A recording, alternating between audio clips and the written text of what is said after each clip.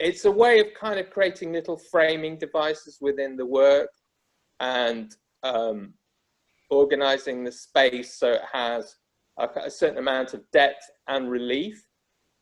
So those two. Okay. I'm going to make my first one in black and white. So I'm going to use black ink, but if you want to go straight into color, that's fine.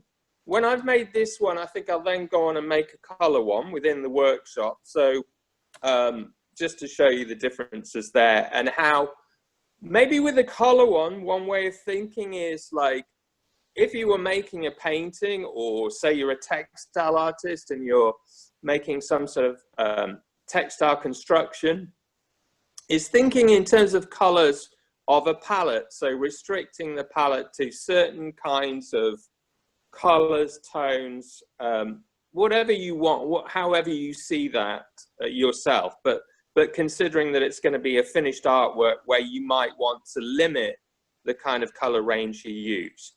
So if you just choose one of your rectilinear spaces here to begin with, and then pick up any kind of implement. I'm just going to start with,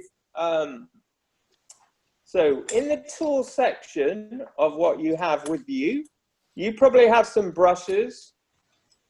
So I'm just going to pick up a brush here. And this brush is quite interesting because most brushes have the way they finish at their end is just a flat end. But this has got a slight slope to it, the way the brush is.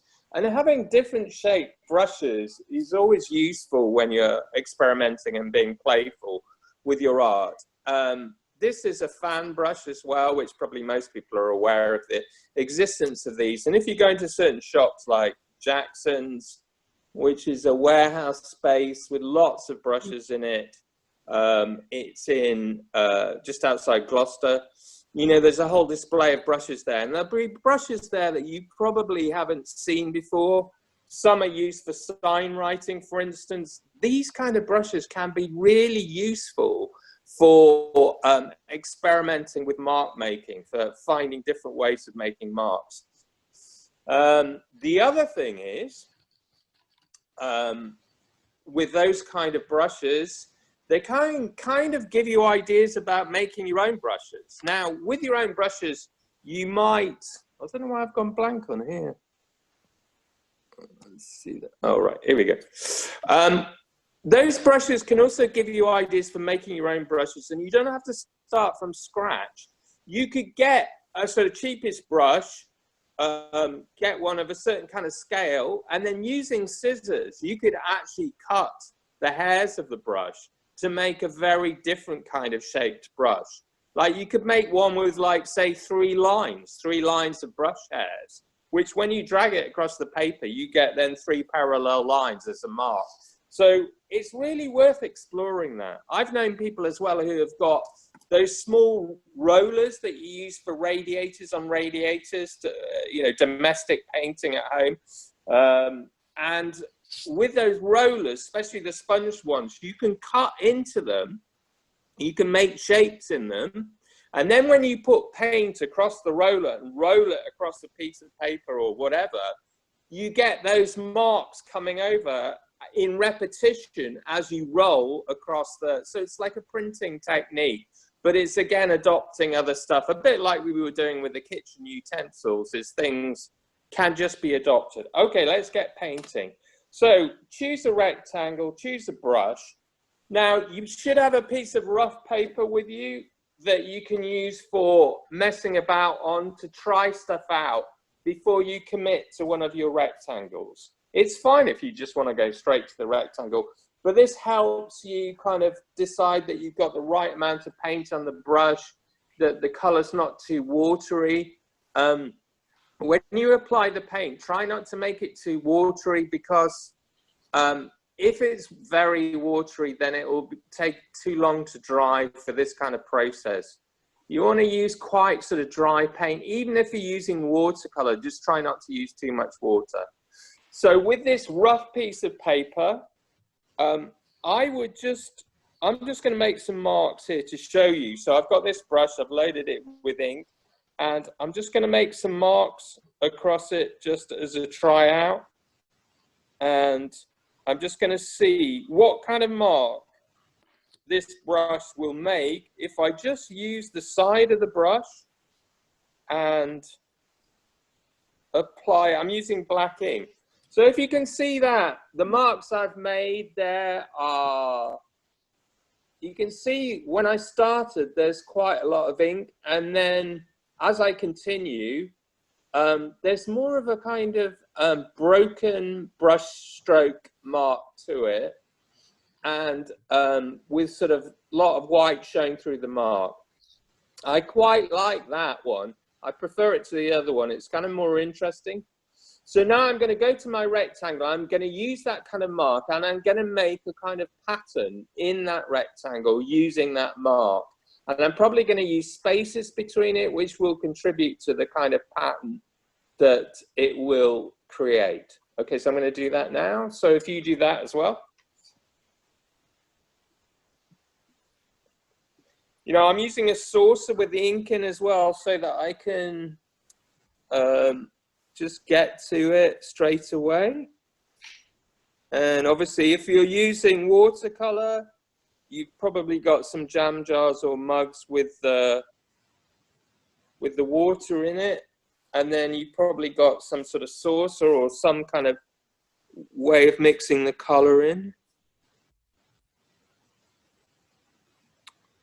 So hopefully everyone's making their rectangle.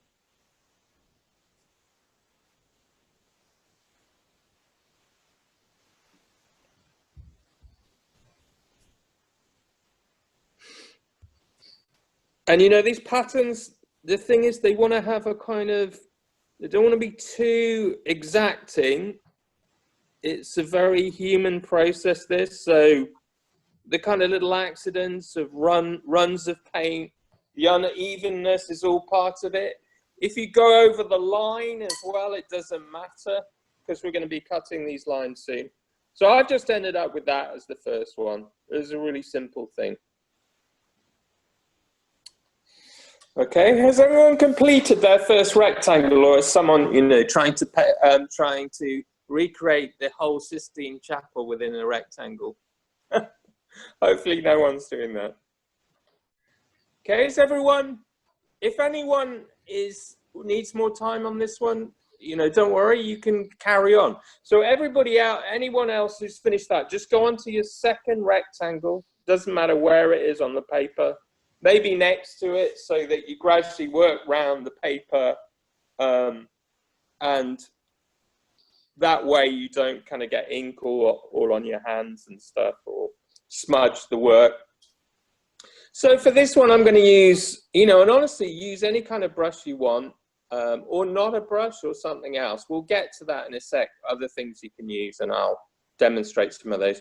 So this one, I'm just going to use, it's a small brush with a really good point, and I'm going to just try out, see what it does. I might use the point of it this time.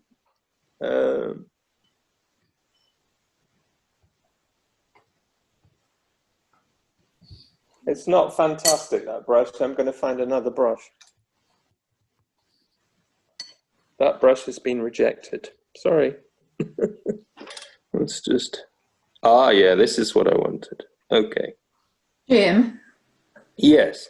Are we still using black on black, or doesn't it matter? If you want to, yeah. If you're working in color, then you're working within a restricted palette. You can go on to a different part of that palette for the next one.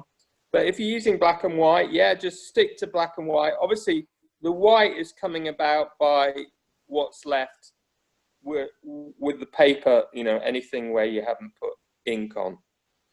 Okay, so I'm just, the pattern I've got here is just using these dots. But what I probably will do with some of these dots is, I'm probably going to use a dry brush and kind of smudge the end. So there's, I don't know if you can see that. You probably can see that one there that I've just done.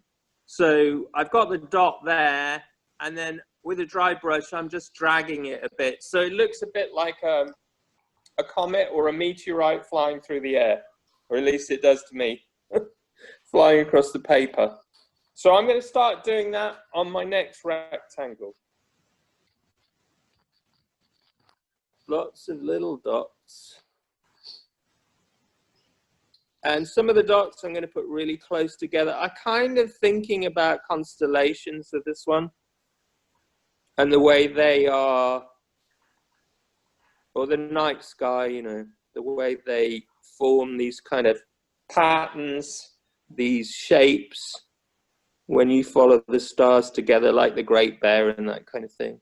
I mean, honestly, you don't have to do these ones that I'm doing. You know, you just whatever comes to you. And the main thing is to just get interested in the different kind of marks you can make, and then really how you fill that rectangle, like what's at the edges, what's near to the center, how does it all relate, how sparse is it, or is it very congested with marks? Let's see.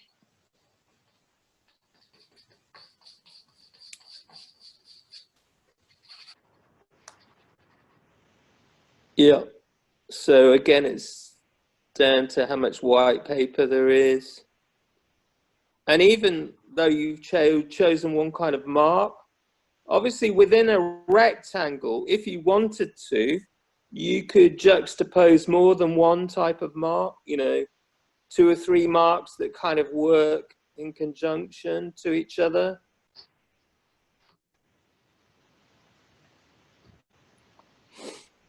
And, you know, all the time you're making is like, just keep tuning back into the physical experience of making these marks. So the sensory rather than the intellectual can be very useful in this regard. Almost like, well, you've done all the thinking and now it's time to do the playing. I think playing is so important for artists, especially when they want to explore, experiment with material they've already generated. And this is almost like, you could think of this whole process as a generation machine, you know, like just a way of moving your ideas forward.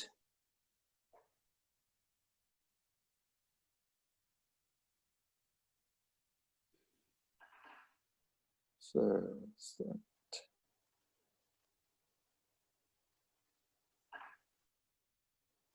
great.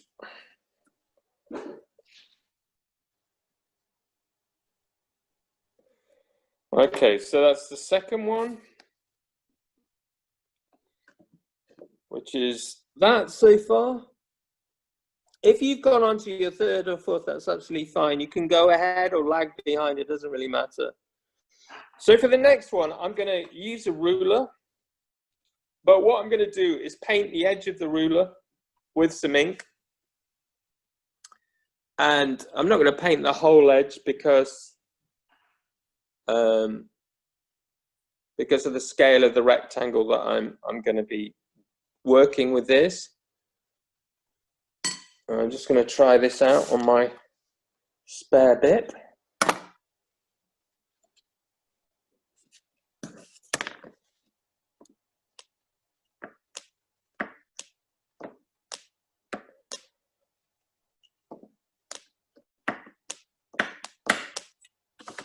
Yeah, so these marks here, these long ones here, this is the ruler mark from painting the side of the ruler with some ink.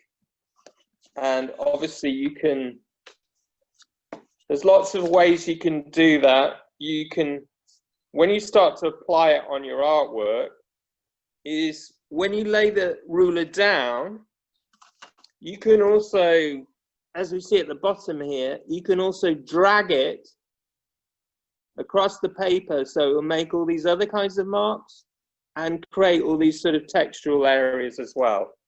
So that's what I'm going to do on the next rectangle.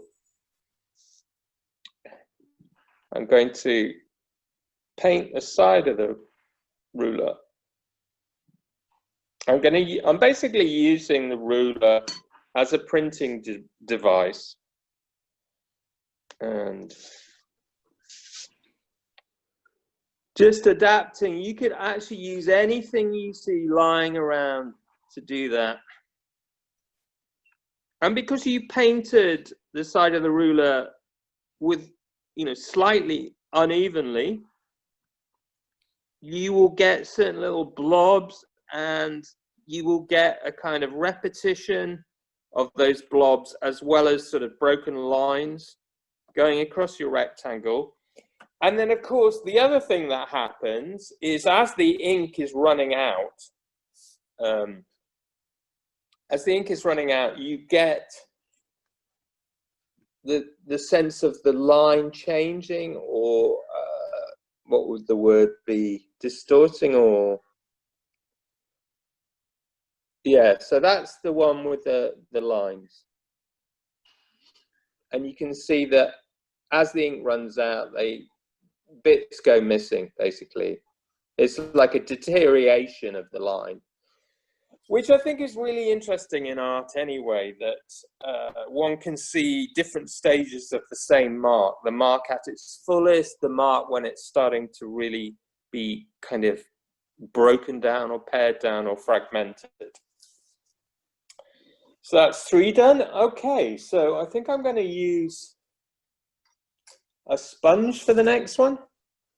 So sponges are quite useful with watercolor or ink.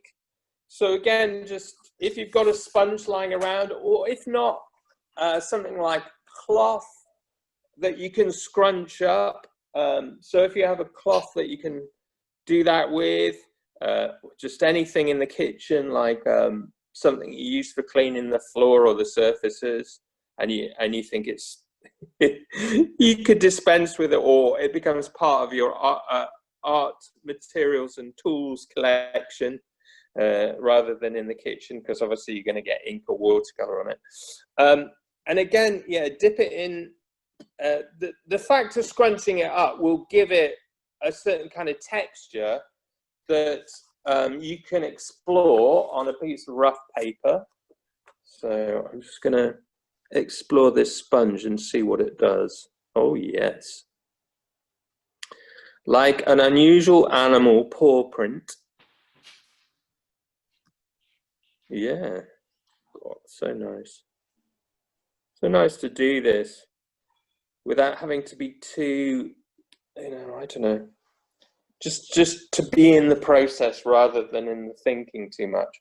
So there's my sponge, and there's the interesting sort of paw prints that are coming out of it that I'm then going to put on another rectangle. So that'll be my 4th one.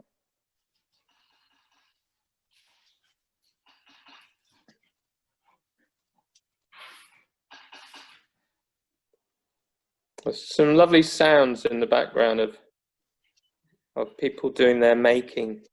I think sound is really important when you're making, that you like the kind of sounds that you're making. Some people work with music on, some people work in silence. The great painter Rubens said in one of his diaries that we have these days, or that we can look at in a museum, is Rubens used to say he knew he was painting well when he was listening to the rhythm of his brush on the canvas. And he said that there would be a certain kind of tempo and a certain kind of rhythm, and it almost gave him confidence as he was making his art, that he could hear this. It was just like, it was a sort of reliable way of informing himself that he was really on form, and he felt that he could actually make work that was going to be successful. So very interesting thing that about sound. Yeah, the sound of your own making is like, enjoy that as well. So it becomes a whole sensory realm. And who's to say that actually you couldn't approach an artwork like this using percussion instruments like drumsticks or something, and actually put a bit of ink on the end of the drumstick or on the end of a pencil and literally just hit. In fact, I think I will do that. Or do it with a brush or something.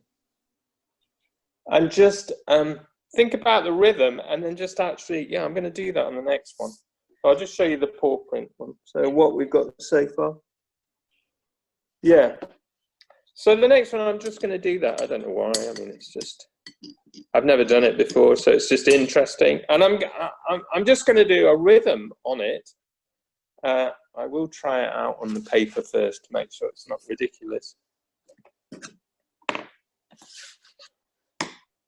Oh, that's quite interesting. And just the sound of it actually makes you, I don't know, makes you want to do it in a certain way. Okay, so I'm going to do that on this little square. On the, yeah, it's almost a square, this little rectangle.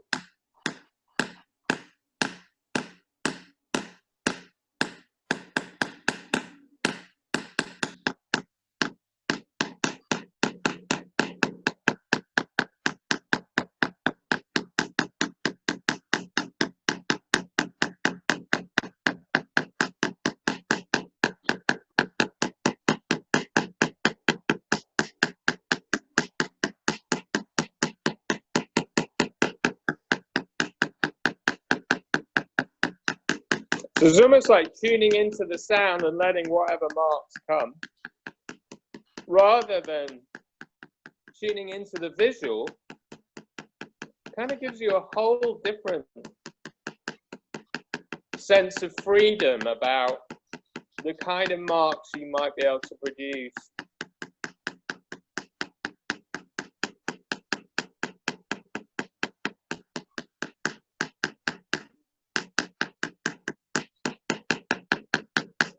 Yeah, that's good actually. I like that.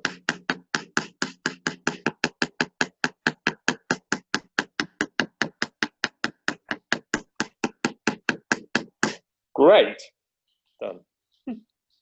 Nice. So that was number 5. Here we go. Number 5. Okay, lots of little paintings really you're ending up with. Is everyone okay? Everyone? Anyone got anything they want to say, or it's fine to be in silence is good. Okay, so for the next one, I found lying around in the Art Shape studio this thing, which is for use for printing off, but I'm just going to use the little tail here. So it could be that if you're into things like lino cuts or whatever, that you could make little kind of artworks, little lino cuts that you then use for printing off for things like this. So I'm just going to use the tiny little bit of tail here. That's all I'm going to use. And I'm going to paint some ink on that tail. And then going back to my rough paper, just lay that on there. Oh, yes. So it's okay if you haven't got one of these, you know, lying around, but these are the marks I'm getting off that little tail. But maybe you've got just something else in your lounge or in your kitchen or just in the garden or something, you know, even like a bit of fern off a plant. You just get that little bit of fern. What do you call them? Tendrils? I don't know. Anyway, a piece of fern, and you just bring it inside and paint just one side of it with ink or watercolor, probably, yeah, or anything like that, acrylic. And then press it against your paper, your rough paper, to see whether it's going to work. And then just keep repeating that.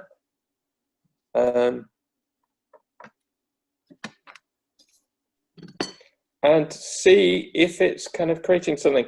Again, you know, this is exciting because as the ink runs out, you get a really nice varied mark from your print. So here we're mixing painting and printing, really. This is how we're generating differences in mark. And it's all to do, I mean, it's to do with the tools you use, but it's also to do with how much the hand is involved, how much machinic a kind of sense that there's a sort of almost machinic process to it. And then how much the mark is, how much the hand is involved in the mark making.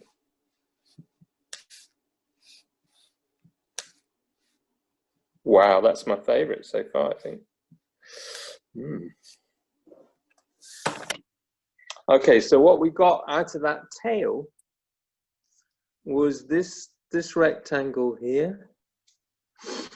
So I quite like that because it's very different from the others. So that's 6 down and only 3 more to go. So I'm just looking around for what the next one is going to be. I think with this one, it's going to be wetting the paper slightly, but not too much, and letting ink run into it. So that will give me a very different kind of mark from the other ones, because it will really have a sort of automated feel to it. I'm not going to wet the rectangle entirely. I'm just going to wet 2 parts of it.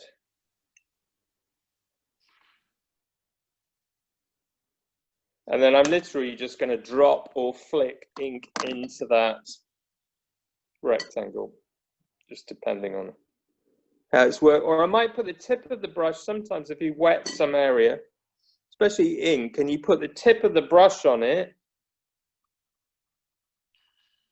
loaded with ink, it will just spiral out and you will have an intense center of darker tone, and then beyond that, radiating out will be these lighter toned areas of ink. And also it depends quite a lot on how much ink you load up in the first place. They're almost like little explosions, really.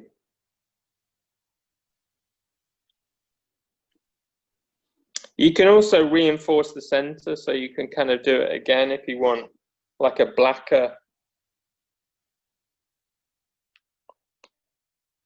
center than you've got. I'm actually going to put a few other little bits of water on there. So in the white paper that remains, you can always dab in a bit more water to, if you feel like exciting more areas of paper with ink or watercolor, whatever you're using.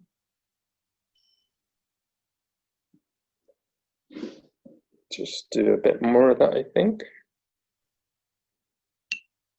A bit more water going on there.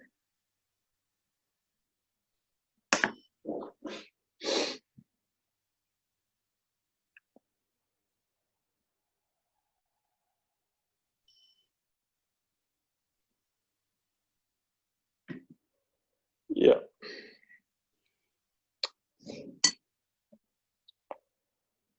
Okay, I'm just going to move my phone to this one, I think, because I'm going to keep it flat because it's quite a little bit more watery, and I'm just going to show it you this way. So, where is it? Where is my orientation gone?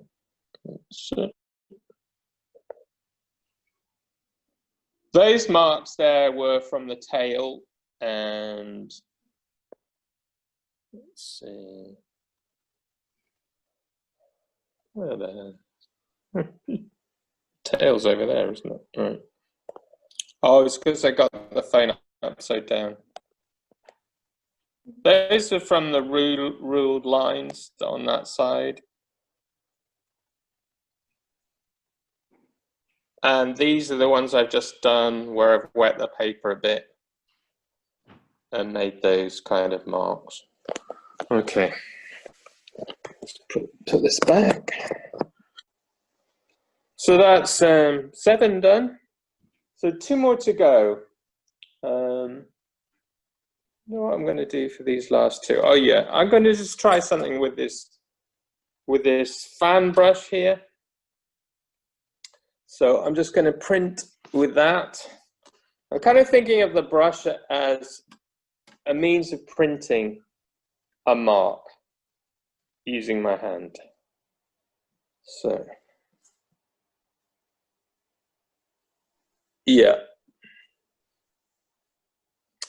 So just to show you rough, at the bottom there, that mark that's gone right across here, that's just using this fan brush and dragging it across the paper. So another way with this fan brush, actually, I'll just try and demonstrate the other way, is as you drag it across, is just slightly put a wiggle in it so that you just move it up or down the paper as well as across. And then you get, if you see that at the bottom, you get that kind of mark, which is almost like it's like a frequency pattern in music, actually, but it's got a sort of graph-like quality to it, or you might see it as a kind of reading display, the way a machine has produced some sort of graph-like reading as a display. Anyway, like a reading off a Geiger counter or something. Okay, so I'm going to just use that on here.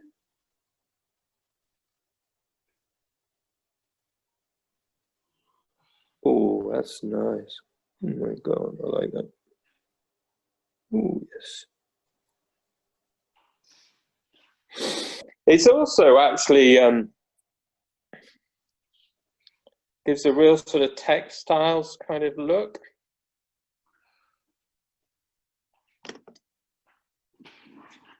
I'll show you that one in a minute. I'm just going to do a bit more to it.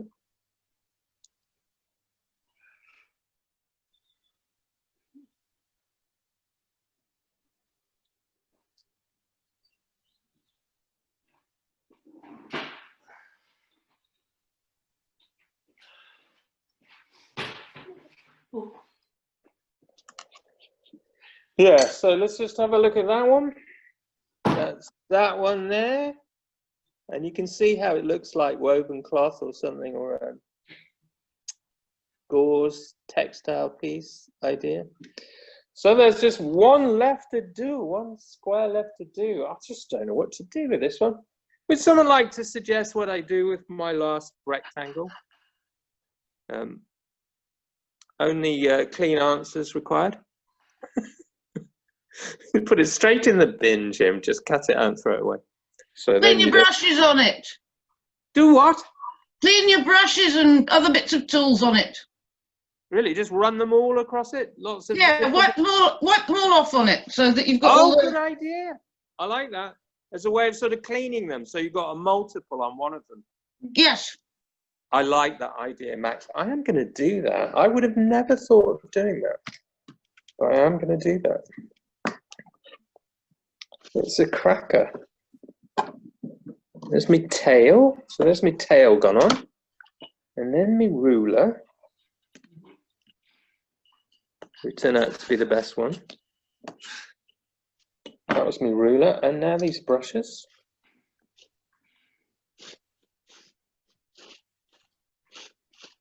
Yes. It's almost like quoting all the other ones you've done.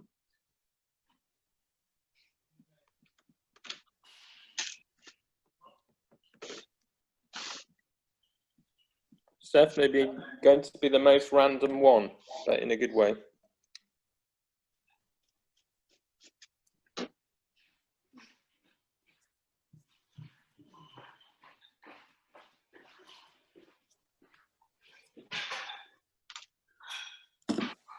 Bit of sponge action.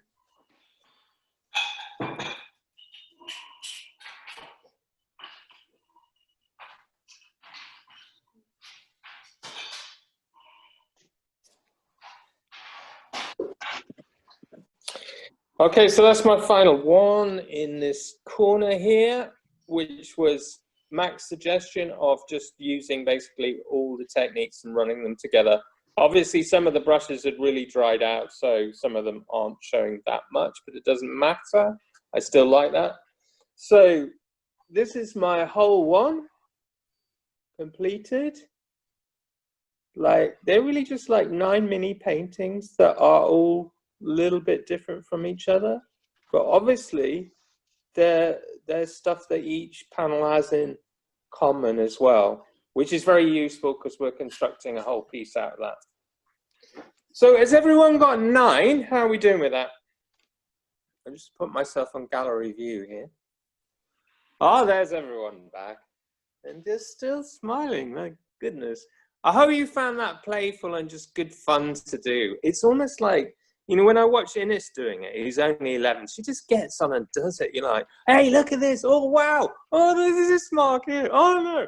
I see kind of that just easy freedom of making is very infectious. So I start going, oh, yeah, I'm actually going to give up that whole judging mind, which is like, oh, you know, this one's not very good, or God, I didn't do that very well, and stuff like that, you know. And when you do this with someone else, actually, like a friend, another family member, even, you know, especially those people who say, oh, I never make art, I don't really, you know, I can't, I'm no good, I can't draw, I can't, you know. Can you imagine that if they did something like this with you, just because they're a friend and they fancied doing something instead of just sitting there chatting and drinking tea, though you could do that as well, obviously, alongside it. But say they did it with you and they so enjoyed it and they just suddenly got, actually, they don't have to sit for hours, you know, being able to draw, I don't know, a horse or something.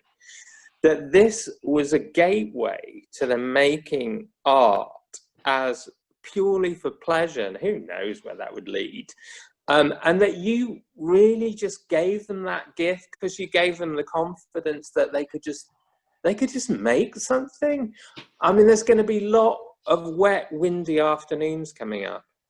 And there's going to be, you know, we're also dealing with stuff where people are not spending as much time seeing each other. We know all about that stuff. I'm not going to talk about it much here. But obviously, there's going to be opportunities like this where everyone feels a bit different about how they are in this world at the moment. It's almost an opportunity to throw something new into a friendship and say, oh, come on, let's just make something with a few scraps of paper and let's just run off a couple of artworks. Don't even have to call it art. Let's just go and make a mess. Or what would you like to go, anybody, what would you call it? If you're going to say that to a friend, you're going to say, oh, we're going to do blah, blah, blah. What would you call the blah, blah, blah? Okay, and you can't use the word art. What would you say? Anybody? Doodles. Yeah, absolutely. Doodles, yeah. Like, you could even decide, you sat there with your friend, you both on your mobiles, okay? You got the paper ready and everything, and you're going to doodle, and you're going to have a conversation with a friend.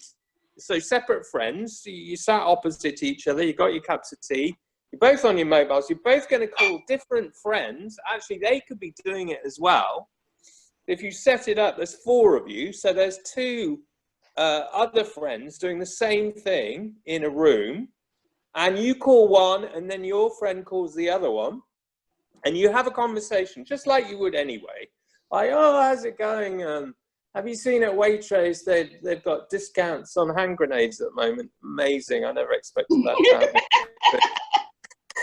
Buy 6, get get an atom bomb for free. Amazing discount at Waitrose. Really, you know, they are so politically correct there, you know, with their some of the things they stock. Yeah, and you're just having a normal chat, but you do the doodling, as Matt suggested. You're doodling at the same time. You're actually doing this and chatting with someone else. And then they're all chatting as well, back to you on their phones, and they're making this at the same time. It would be quite interesting and quite a laugh, especially with people who just don't normally do this stuff. And you could call it doodling. It's like a doodle game. Just game is very useful, I think, especially for this sort of British sensibility.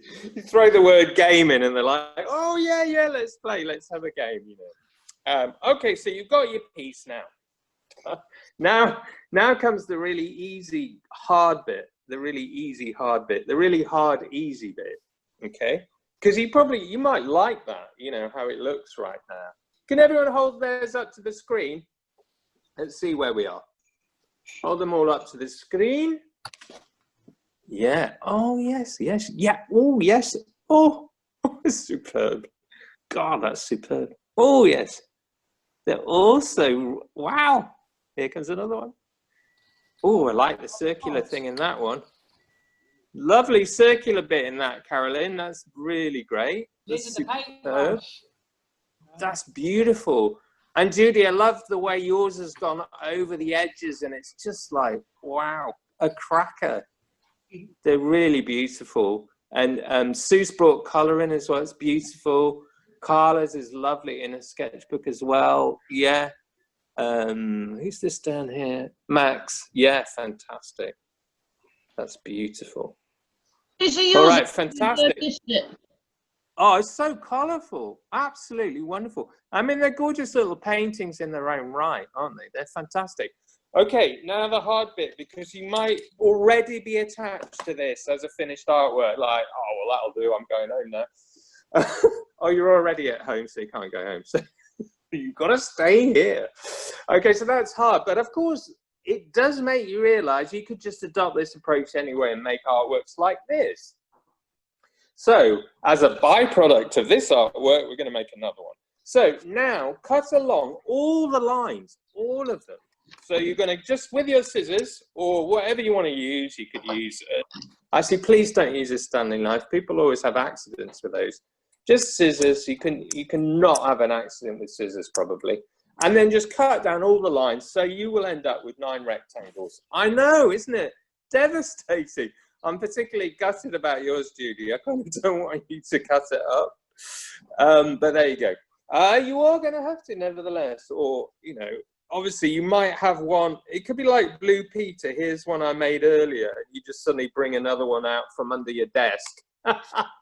That's destroying the one. Oh, she has. Look, she's got another one she made earlier.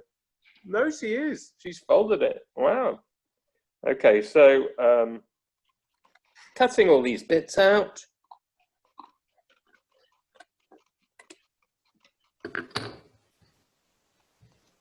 Cutting them all out. And also, you may find that you've got ink on your hands or watercolor or something, and that when you start to cut out, you make a few marks here and there, it doesn't matter.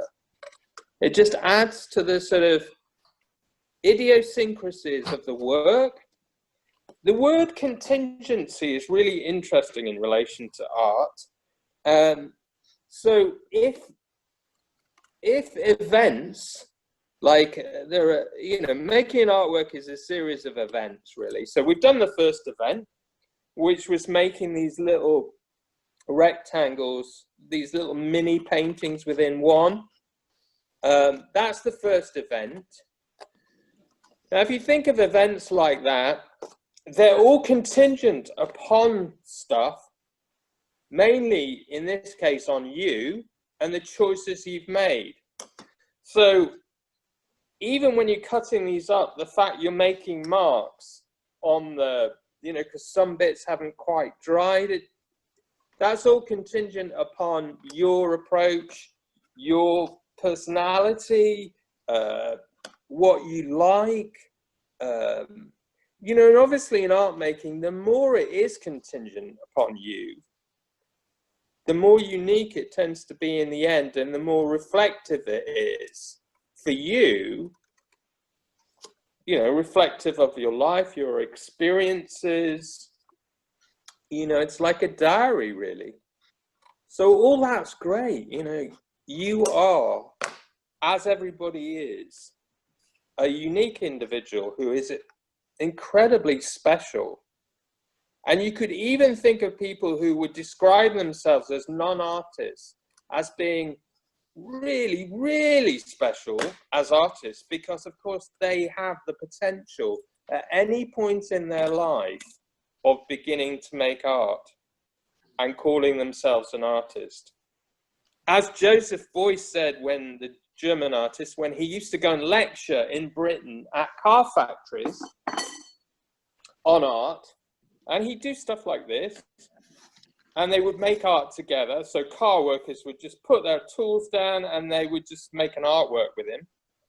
And he'd say, well, you see, you're doing this because, you know, everyone is actually an artist, especially those ones who say they aren't.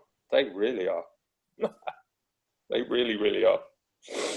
And, you know, we know how much enjoyment we get out of doing stuff like this. And we know that it really makes a difference to us in whatever we're dealing with in our lives. You know, it can really improve a day, a mood. It can change things up, you know. It can give us a lot of pride in our creativity, who we are, you know. It really can help us with our identity, image of ourselves in this world. Okay, so shut up, Jim. You're wittering on. It's all right. What's happened with my phone? God, I don't know why it's doing that. Zoom just ends up doing stuff it wants to do, doesn't it? There we go. It is an artist.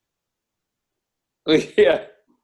So there's one little one. Oh, now you've got these miniature little paintings. Maybe you're even kind of happier about where you're at with this artwork than you were before, because you got like miniatures of what you had before. Oh, a little miniature. Oh, God, that's lovely. Yeah, just choose a miniature and hold it up to the screen. Oh, a little miniature. Oh, it's so beautiful.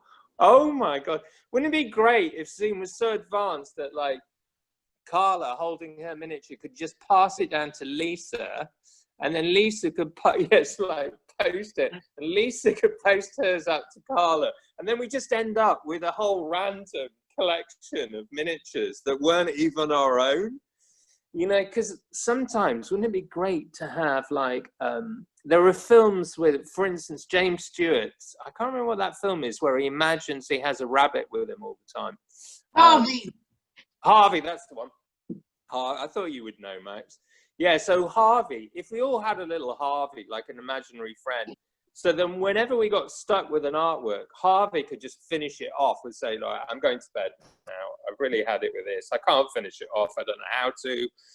And then Harvey's just like beavering away. And then you get up in the morning, come down for breakfast, and there it is. And it's absolutely sensational. It's better than you could have hoped. Better than you could have finished off. That's great, Max. It's lovely. Art on reflective stuff. Beautiful. I love that statement. My God, that's fantastic. I just Such a lovely. Just lovely. My favourite selection of the words you said recently. Yes. So you're actually making a collage out of the words. Very clever, Max. That's fantastic. Yeah. Sort of bringing some randomization to the words, rearranging them, reconstructing them so they become half interesting. Wonderful. That's a great contribution, Max. It's marvelous. Okay, so with our little miniatures. Okay, so I hope you've all got jam jar lids. We love jam jar lids. We love jam jars. We love jam. Yeah. I mean, obviously, it's quite sad when you finish your jam off and you have to go to the shops and buy some more jam. Well, maybe that's quite exciting if you got enough money to afford your next jar of jam. And of course, once you've cleaned out the jam jar, rather than recycling it, because you're all artists, you're all going to bring that into your huge array of tools and materials that you use for making art. Okay, so with a jam jar lid, and you might need a small one, and if not, some other sort of lid or round shape, like the top of a tube of a paint, or it doesn't matter, just as long as it's circular and that it fits at least two of your shapes, okay, two of your rectangles, because obviously big jam jar lids are no good because they're going to go right over the edge of one of your rectangles. So yeah, just go and find your jam jar lids.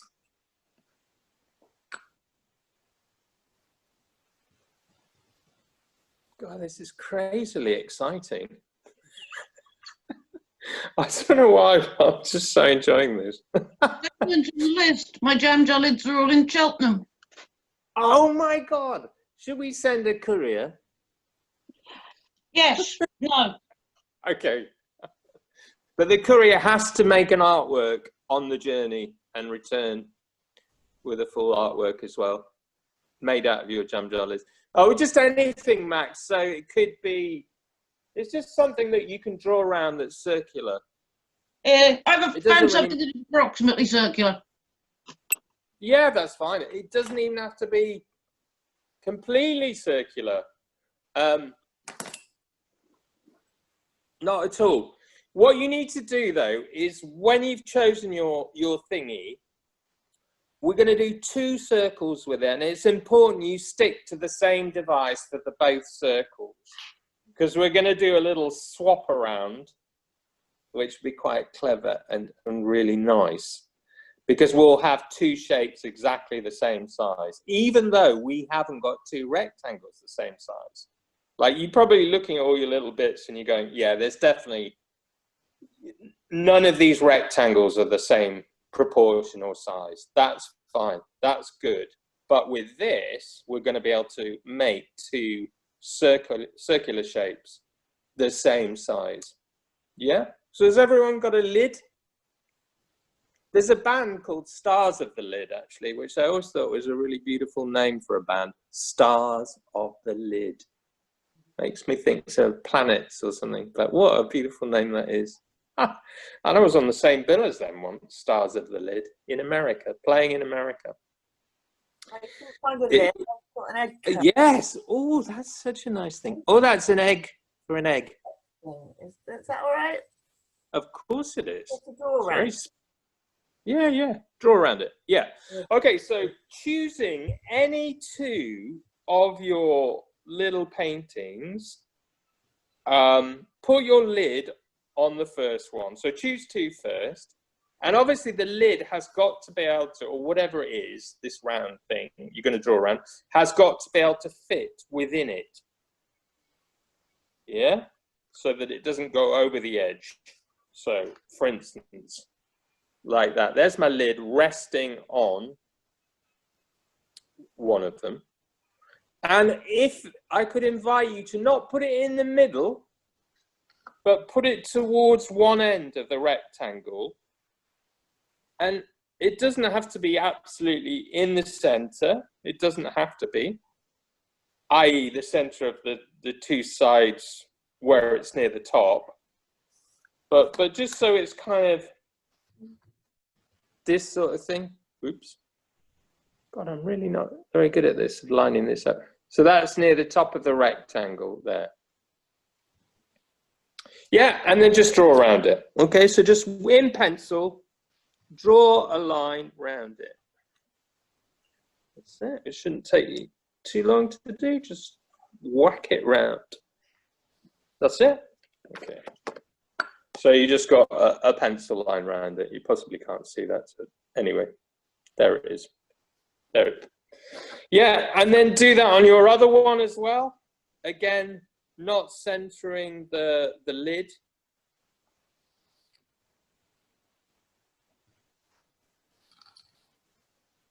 Stars of the lid.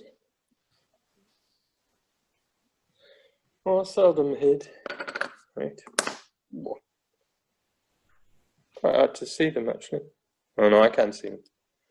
Hopefully you can see your line. If not, just guess. Guessing's always good. Okay, so has everyone got their drawn their 2 circles? Yeah, circles, great.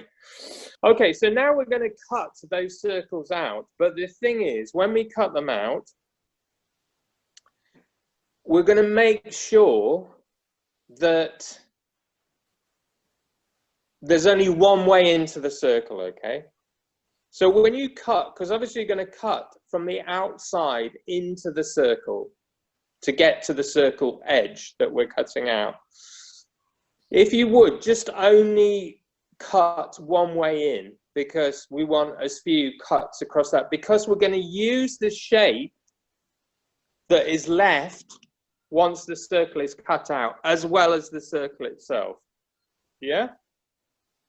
So maybe just a short end into it. It doesn't really matter where it is. And you just cut into the circle. And then when your scissors have come then to the boundary, of the circle line. You then start moving it around the circle, following the pencil line you just drew, all the way round. Cutting, cutting, cutting. He was so cutting. And it's even quite interesting as you're doing it, that you start to see what you're getting, not only as a new little painting, which is circular.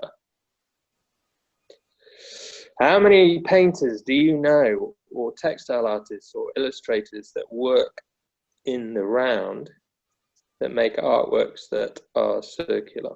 Not many. Gosh, we like the rectangle. Right. Yeah, that's okay. So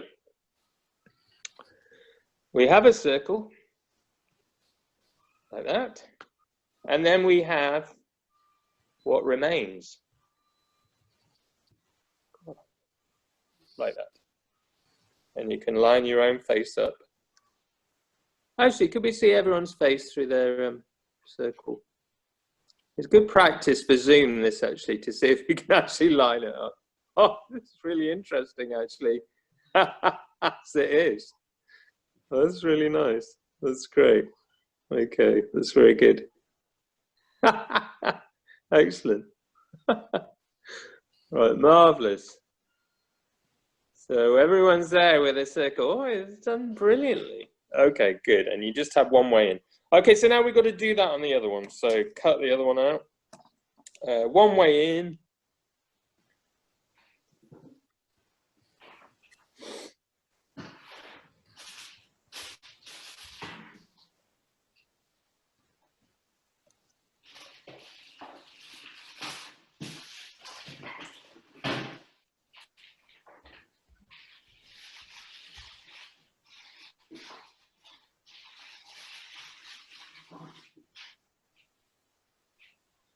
One way in.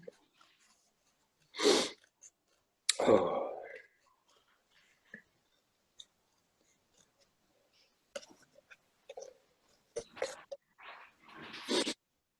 I'm actually in a new band at the moment, and we're called Tiger Split Outfit. How about that for a name? I don't know why I thought of that. It just seemed to be something to do with how I was cutting this out. Tiger Split Outfit. That was my 5-year-old niece came up with that collection of words. Okay, so your next circle. You could go out onto the high street now and just give this little painting away to some random stranger who's walking along. I just made this. I thought of you. Here you are. I'm going to give it you. Please put it on your wall, or it could be good on the fridge or something. Oh, well, who was that? Hey, Sue, was that someone who just walked by your window wearing some very heavy-duty gardening equipment? Is it like a tree fella or something? I think she's gone probably to deal with it. Very nice what you did there, Lisa. Lisa's actually designing shades for Ray-Ban all this time and is making a fortune. As we're just messing around, she's actually already marketed this new Ray-Ban sunglassing idea. These are the coolest ones. In fact, Robert De Niro is wearing them right now in Portofino on the Italian coast, which has meant that Lisa has now got 50 more orders for her sunglasses. Oh, yes. Fantastic. We have it. Okay. Is everyone there with these? Yes, I think everyone's got it. And of course, you've got your bifocals as well now as well. You got your bifocals? Yes, bifocals. Lisa's marketing her bifocals in, selling really well in Nebraska at the moment, Lisa, your bifocals. So really doing rather well. Marvelous. Yes, we have it. Fantastic. Okay. So now, how many have you got? You got 1, 2, 3, 4, 5, 6, 7, 8, 9, 10, 11 items. Let's call them items. You lucky items you are. Okay, now here's a choice for you, and I would lean to get, I would lean one way rather than the other. So shall we just all lean one way rather than the other? Yes. That's very, Carla, you're not leaning. You need to be leaning one way or the other. That's it. Good. Okay, some nice leaning in there. Some people lean so far they actually disappear into somebody else's screen. Fantastic achievement. Didn't think that was possible on Zoom. Zoom so need to kind of, move on to the next phase where we can, we're just holograms and we can just evaporate in any moment, or as in Star Trek, you could just be beamed to somebody else's rectangle and just suddenly appear in there with them having a chat.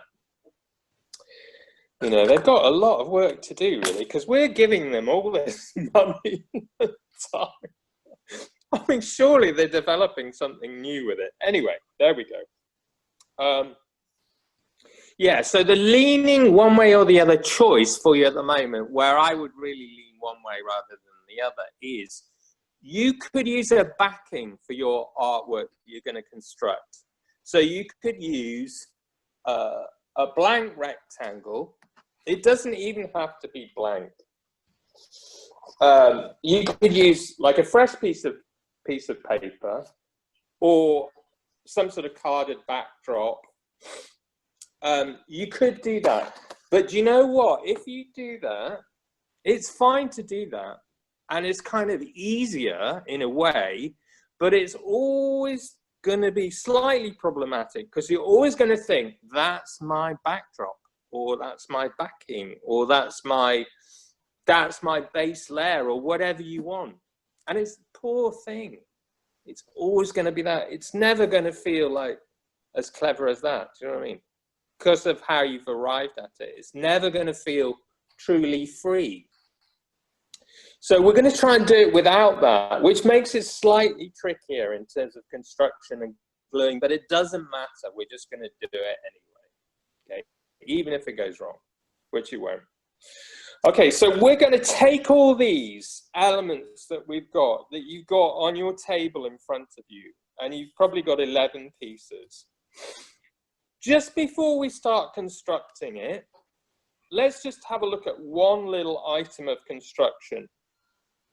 So I want you to take the circle, one of the circles you cut out, and instead of putting it back in the circle from whence it came, though of course you could do that, but what you could do is orientate it differently within that circle. So you could do that. Maybe do that to start with. So put it back into the circle you cut it, into the rectangle you cut it out of. But when you put it back in, don't line it up.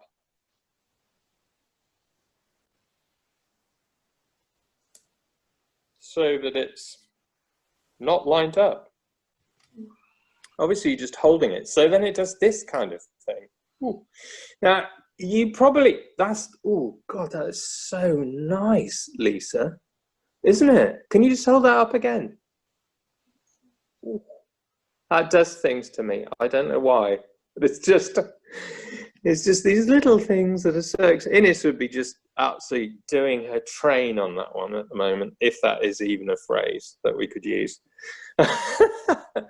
That's just beautiful. Okay, so if you think as well with this, fabulous. If you think about this, you could probably take something, this little idea, way, way further and further and further. Like what if you cut another smaller circle inside the circle you've got and then span that? A circle within a circle, never ending nor beginning on the ever spinning yarn. Yeah, that sort of thing. Okay, and any number of songs like The Windmills of My Mind, or even a windmill shape. My goodness. So just think of it, let's just ponder a second. And obviously to ponder, I hope you all know how to ponder properly, because you need some chin stroking for your pondering. So let's all just ponder a bit at this stage. Yes, it's quite satisfying. God, yes, I'm glad I shaved this morning, because otherwise pondering can be devilish on the fingers if you haven't shaved in the morning. I shave every morning these days, in case I need to do some pondering during the day. So the pondering would be how this might be used in your own practice as a little game, as a little way of playing. Other shapes you could cut out that you could then spiral like that. I mean, obviously the circle is great for spiraling, but other things you could put inside here to spiral within here. Because obviously you could cut a little square out of your circle within this, and then you just turn it one way. If it's a square, it will fit back precisely in the space, and you could just turn it upside down or on one side. So that would be within that. And then within that, you could put another little circle. You could get quite miniaturist even, and very playful and very within. This is starting to make me think of artists like Joseph Cornell, if you know his artwork. We'll stick that again with the after notes, after party notes. Hey. Say again? Somebody, was that you, Max? Yes. Say again? Yes. I was just cheering Joseph Cornell. Yes. Let's cheer Joseph Cornell right now. He would love to hear that. Joe up the Joseph Cornell. Joseph Cornell. He's an amazing artist. If you've never seen his work, God, you'll love it. You'll love his work. Actually, let's do a Joseph Cornell workshop. Carla, let's get on to that. You know, using things like old boxes, you know, like shoe boxes, little bits of shelving. Yeah, just any compartmentalizing in cardboard. Oh, we so could do that. And we could almost take this approach as well. Cutting things out, just turning them slightly, you know, so that they fit back into the construction, but you just move them slightly or whatever, so that, as with Lisa's great pattern there, the pattern's coming this way and then it goes whoa, like that, and it goes whoa, like that. At least I think that's what it was doing. Yeah, so I think we should do a Joseph Cornell one. And Carolyn said something, fix a date today before you forget all about it. Very practical, Carolyn. Fix a date, Carla, now. All right, fantastic. Okay, now we're into the construction part. Oh, no, it's just to finish that off. So that was your circle where you turned it, but you can also get the other one, the other circle that didn't belong to this rectangle, and try it in the other rectangle so that you get, well, I've lost my camera. There, that kind of idea, yeah? So it fits perfectly in there, of course, but of course, you know, it didn't come from there. So do you want to all just try that now just to see what it looks like? Because you're going to make a choice later on whether you do a twisty one or the one in the different rectangle. You're going to make a choice about it at a certain point. Yeah. Of course, there's all sorts of other things you can do when you come to do the construction. You can have it like that, or you could do that and just have this open. You know, how you orientate them. Maybe you only want to do this little game once. You know, the thing is, if we had more time, we could have had more rectangles, more circles, more different shapes. So you have a greater choice for when you do the construction. So this is a very compressed, condensed version of what's possible with this game.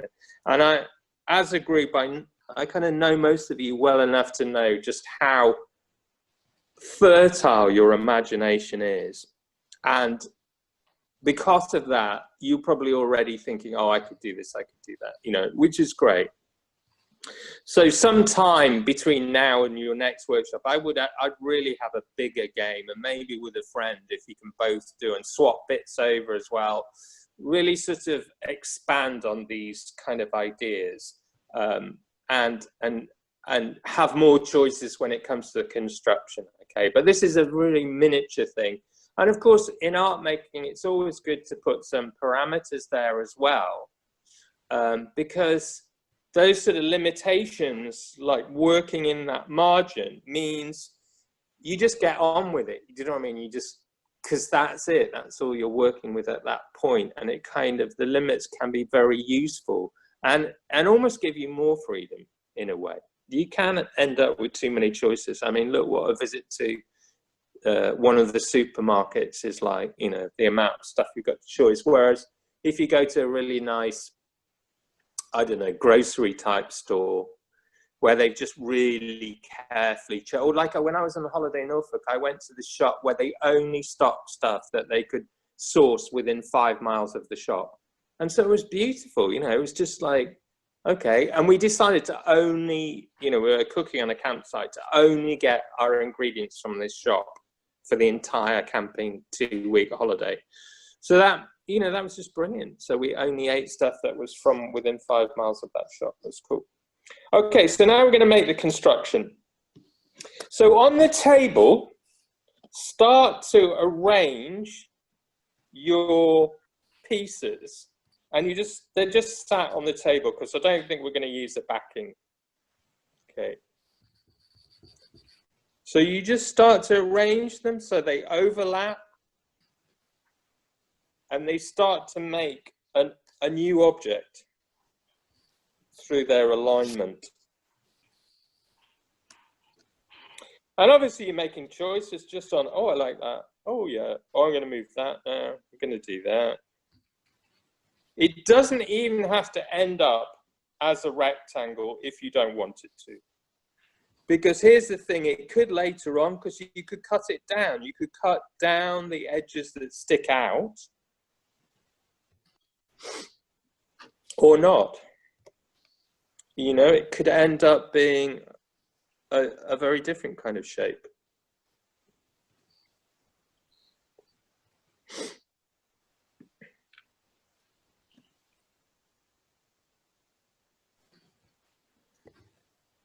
And obviously you could spend any amount of time on this. I'm not even sure what time it is. Well, doesn't matter. Well, how are we doing for time, Carla? We are on, it's just 12:10, so yeah, we're okay. Oh, we're okay, yeah. We're going to be all right.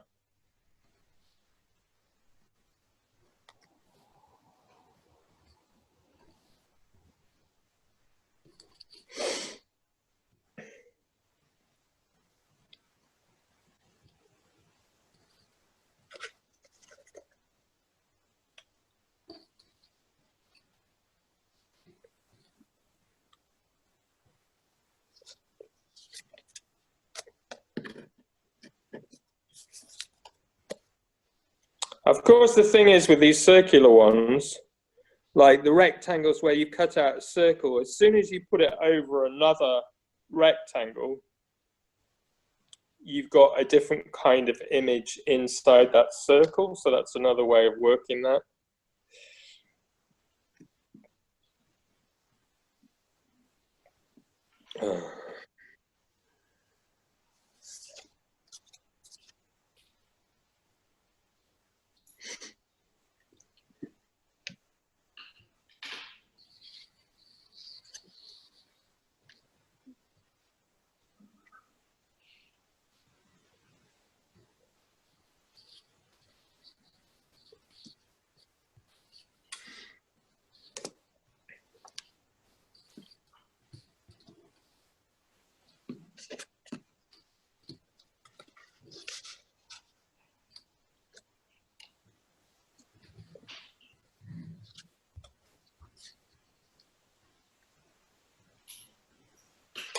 The other thing is, which is something that Carla and I talked about just before this workshop, was that, you know, the patterns you make, it doesn't have to be pattern that you use in these rectangles.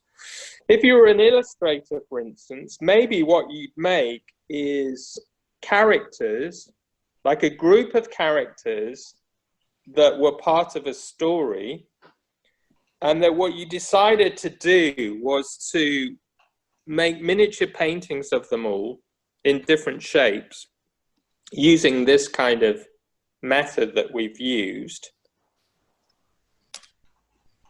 and then set them up like this as a construction, and see how they interact, you know, see what juxtapositions you can come out with.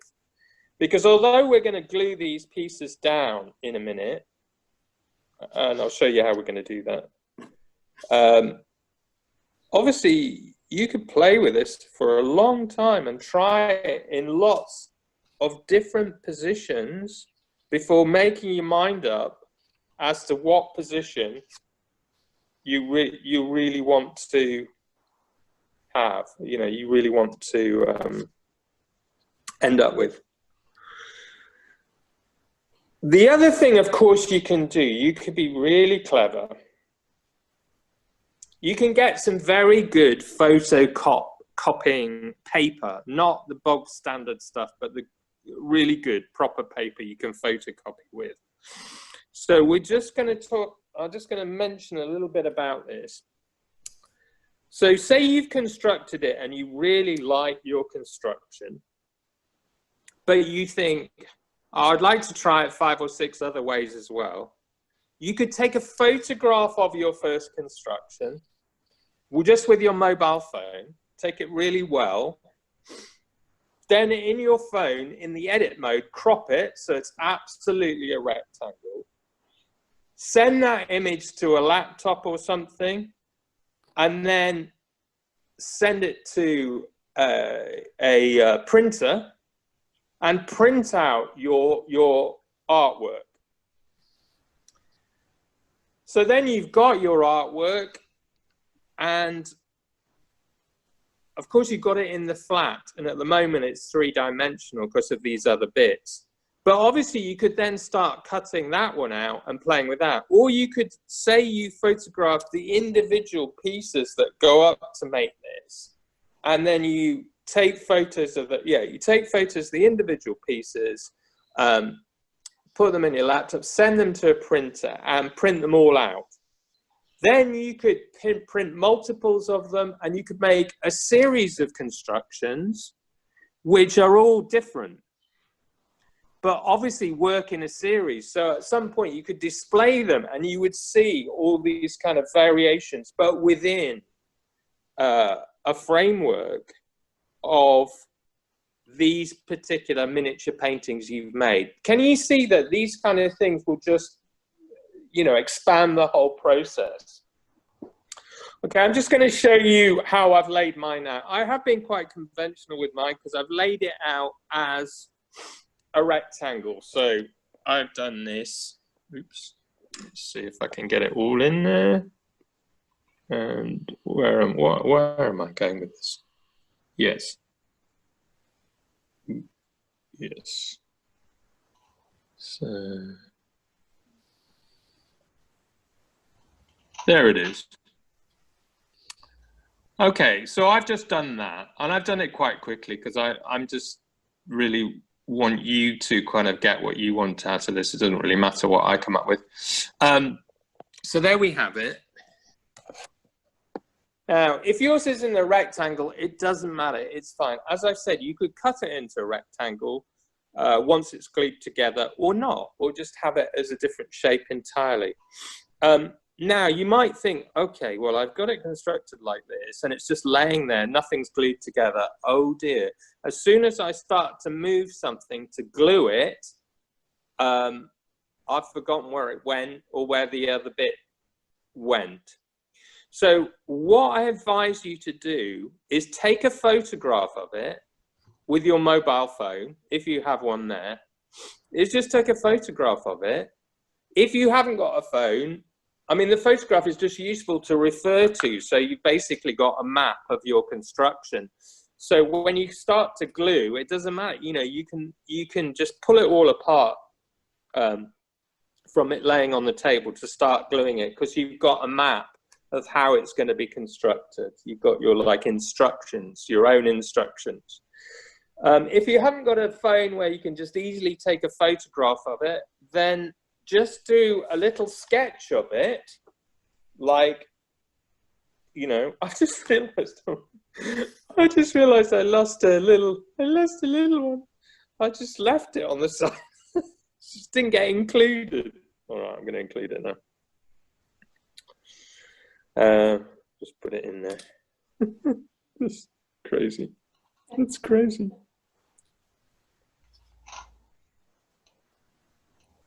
Yes, it's gone in there. That'll do. Okay. Obviously, you can leave ones out if you want. It doesn't matter. And down the line, you could add other ones in, whatever. Yeah. There's all sorts of other ways. You could number the backs of them. You could make a little sketch of them, how they're laid out. It doesn't matter. You just need something.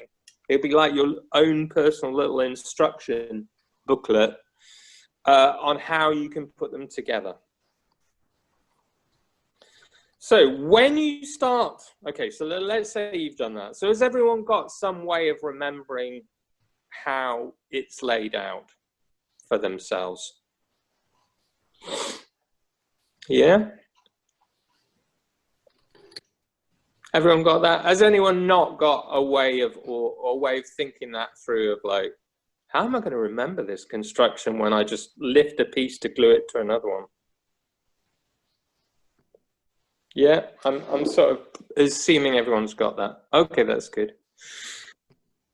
Okay, so now obviously how you glue it together can be quite tricky in certain parts where because you haven't got a backing, because you're kind of gluing it to itself and it doesn't even exist yet as any kind of thing, except laid on the table like this. So what I suggest is just find two bits that can glue together and kind of start there, you know, like an overlap, say one over another, and then glue that overlap in place. But look, if you want to, obviously, now you've got it, is you can use bits of backing to it because that won't be visible. You could use bits of backing so that you can easily glue to that backing, because the backing is not going to be seen at all. So it's just part of an armature, or if you like, in construction. But you may find you don't need to do that at all. And if you don't need to do it, cool, you know, because also you could have a look at the back afterwards and see if that tells you anything about other things you could make or whatever. All right, so hopefully you've all got Pritt Stick or some, you know, other products are available from other manufacturers. Just to show you we're not being sponsored by Pritt Stick in any way here. Shame we're not, for thousands of pounds, and then we could just all have tea and cake afterwards for nothing. Yeah, so start to choose where you're going to glue and how you're going to start that off. So I'm just coming off Zoom here for a second, just to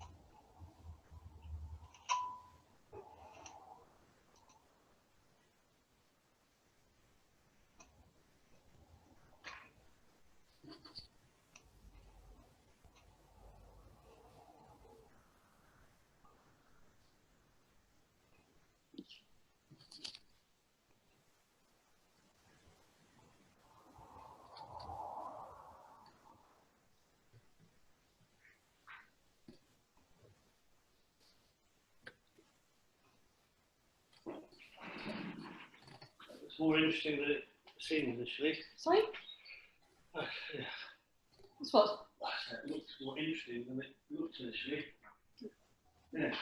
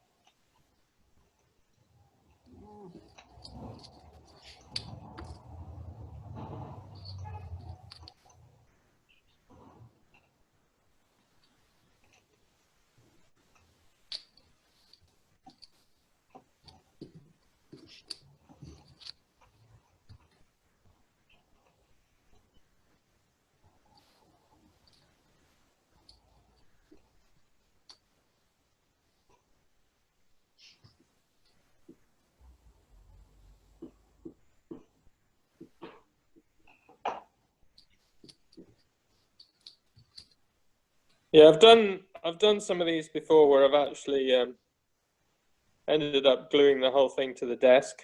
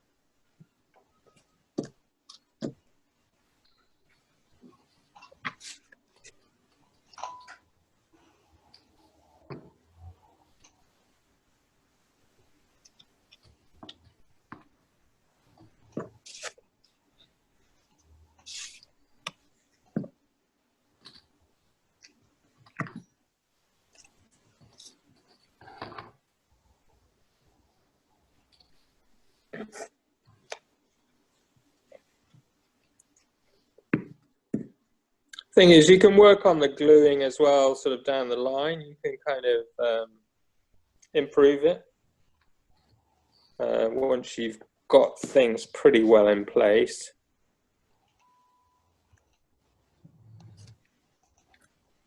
And you can improve your edges, obviously, by cutting them down.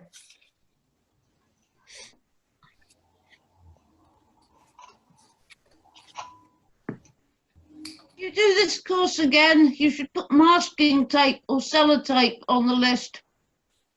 Yeah? How are you using that then, Max? I haven't got any, so I'm making masking tape by using glue and bits of paper. Oh, I see. Yes. Cool. Okay, I will. I shall put it on the list.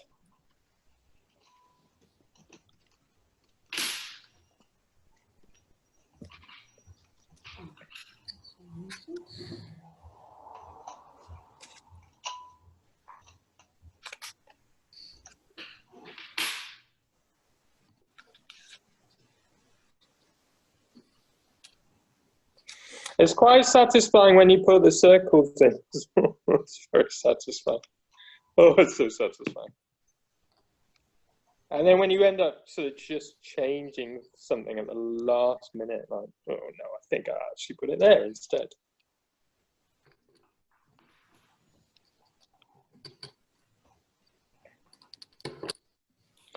Sometimes you get it to a certain place where you go, oh, I wish I just had another bit. Like this corner is a bit too boring. That's when you cheat, you see. Not that it's cheating, but that's when you go, oh, I'm just going to make a new bit here. I'm going to make a new bit, and I'm going to make it exactly like this so that it's more interesting than it otherwise would be.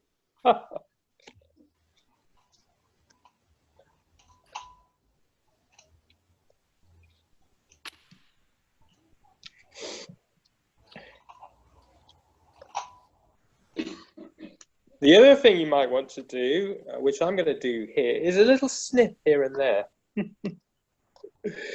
within the internal workings of it, because you just see a possibility like of continuing a line somewhere or a circle, and you know, that's fine to do that. It is a construction after all.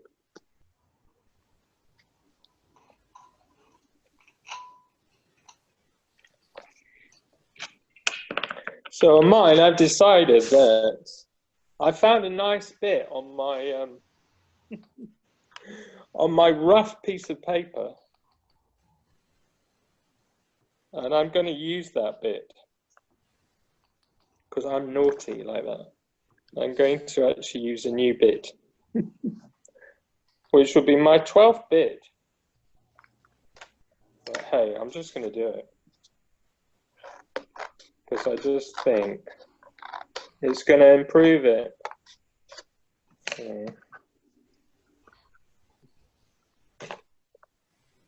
So you're more than welcome to do that. If you see on your rough paper, especially actually something you could just draw around quickly and just cut it out, and obviously you can see it quite quickly and easily that way because you can just draw around it. And as soon as you draw the pencil line, you can kind of see how it might work. So it's like something you're looking for. Then by all means do this. And obviously when this workshop's finished, you could carry on if you wanted to with your construction. And, you know, add to it in that way with your rough paper idea.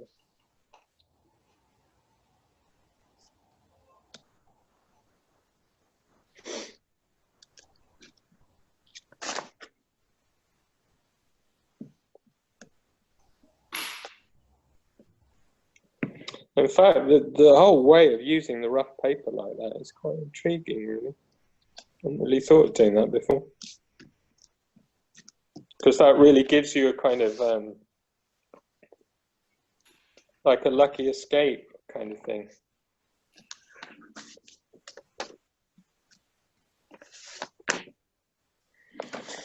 I like it so much, I'm going to do more than one. Honestly. So indulgent.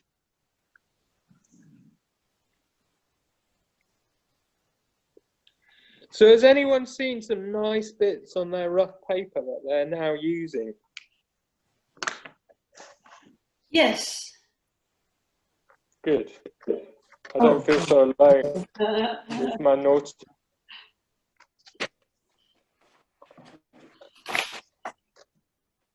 Hardly did any rough. I hardly did any rough. I was enjoying myself too much. Oh yeah, you were just going straight in, not needing to reassure yourself you had the right mark or the right tool. That's cool. That's all right, mate.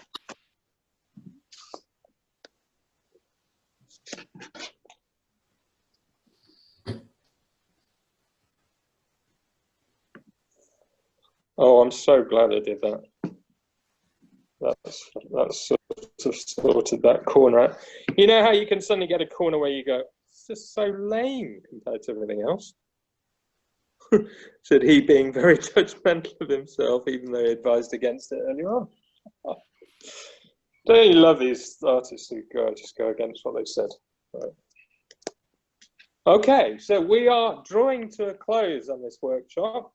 So it is time, if you're all in position to do that, and even if you're feeling like you could do with another minute, is everyone pretty well there with their construction, or do they feel like they needed another minute or so?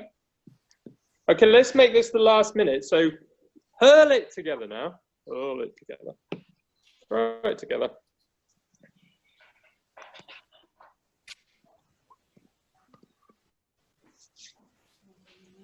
Oh, we are getting some hung up as well. Some put up. Oh my God, they're great.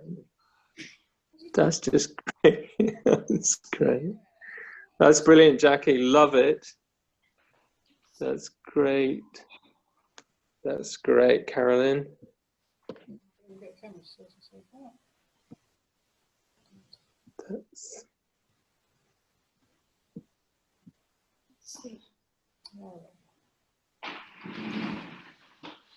That's fantastic, Sue. Carla, you're beautiful. Jackie, C. Max, fantastic. Carolyn, yes. Lisa, you nearly there? Yes, Lisa. Wow, they're beautiful. They're so great. Yeah. Tom, have you got yours nearly there?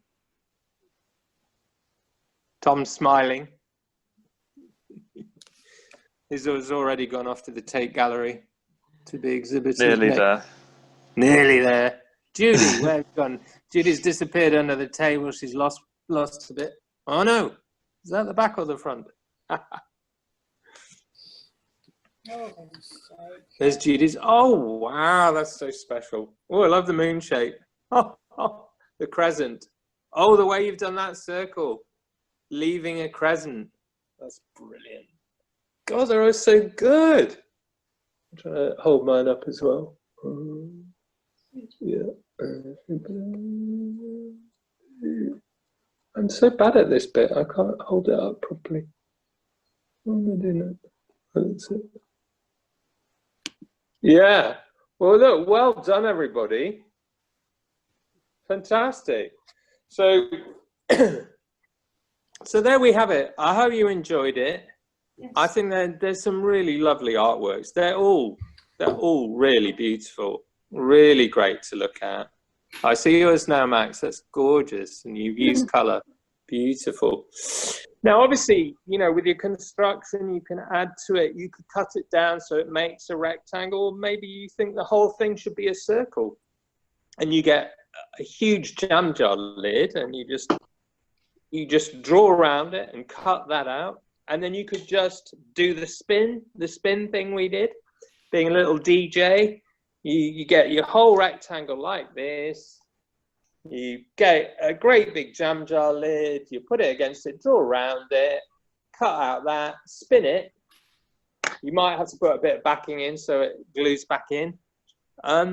Yeah, you could do that. Do you see what I mean? You could go from this stage now. Just think of this as a preliminary stage rather than the finished stage, and just go on and on.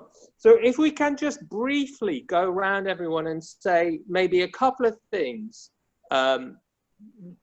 you know, what you got out of this, maybe just a one-liner, what you got out of it. And then the second thing is, if you did implement this in your practice some way, or used it as a research tool, or